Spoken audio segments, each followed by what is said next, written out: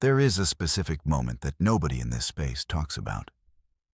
It happens after the videos, after the articles, after that first click of recognition. Oh, that's why I do this. Introvert, highly sensitive, differently wired. The label lands, and for a while, it genuinely feels like relief. Like finally having the answer after years of asking the wrong question. Weeks pass, then months.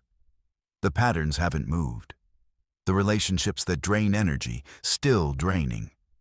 The avoidance that had a name now has a community, a reading list, and a set of affirmations.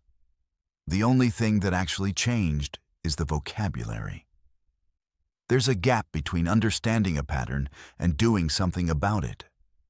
And almost nobody in this space addresses it, because addressing it means admitting that self-knowledge alone doesn't fix anything.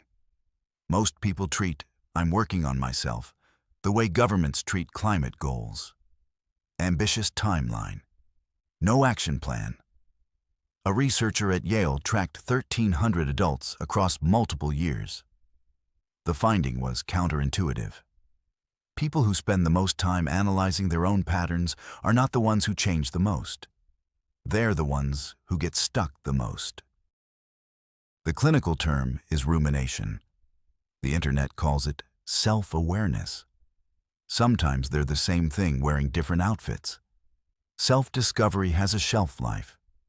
At some point it stops being growth and starts being a loop. Same insight, different video. Same recognition, different comment section. A person can spend years understanding their patterns without changing a single one. And the loop feels productive. That's what makes it invisible. Here's the thing. There are 3 specific ways this happens. 3 patterns that keep the loop spinning. And at least one of them is probably running in the background right now. Pattern 1. Label collection. Someone discovers they're an introvert. Then HSP. Then anxious attachment. Then maybe ADHD. Each label feels like a breakthrough because each one explains something that used to be confusing.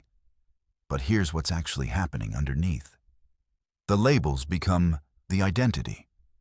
And identity is stable by design. Identity doesn't require action. Nobody has to change if they're just wired this way. Carol Dweck at Stanford spent 2 decades on exactly this question.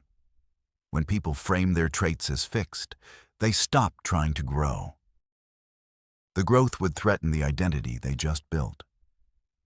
And the identity feels like the first thing that ever made sense. That's worth sitting with for a second.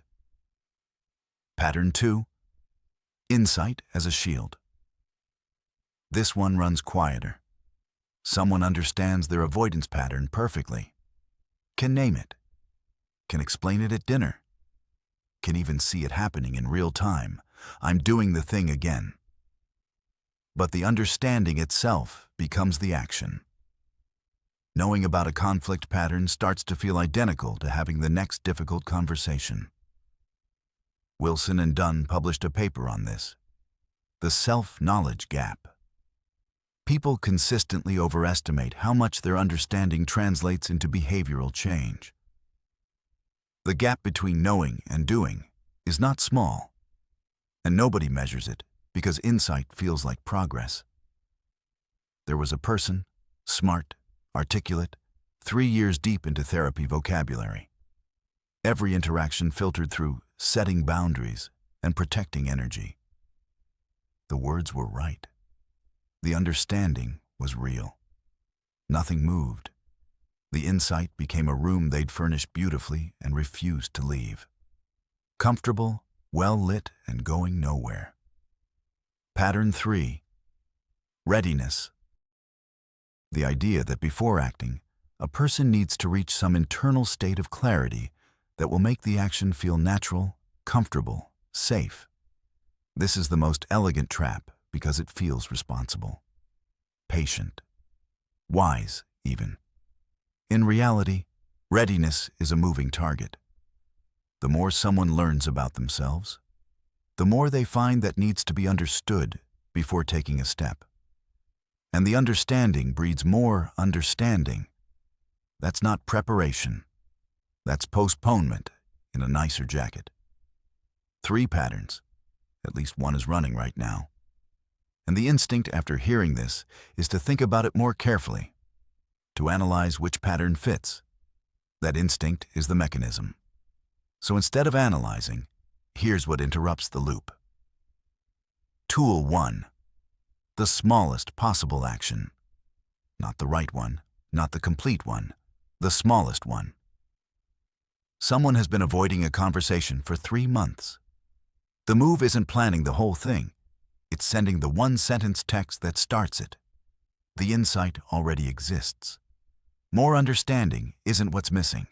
One move is. Tool 2. The pattern log. 1 line every evening.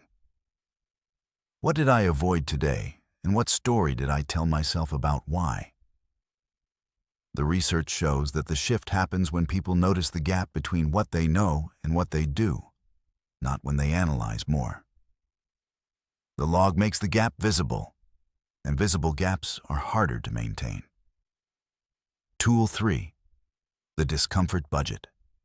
Every week, one thing that creates mild discomfort on purpose. A phone call instead of a text. Saying no to something that would normally get absorbed. Sitting in a silence that would normally get filled with a podcast. The specific action doesn't matter. What matters is giving the nervous system evidence that discomfort is survivable. Because right now, every avoidance is another data point confirming that running was the right call. None of these require a single new insight. That's the uncomfortable center of this. The problem was never knowledge. The problem was that knowledge became the destination instead of the departure point. And the distance between those two things is where most people live for years without noticing. Tonight, name one pattern that's already clear. Then, name the smallest action that's been sitting next to it, untouched. That gap. That's the only place where anything changes. Next time, one specific pattern that most people confuse with a personality trait. It changes everything once you see it.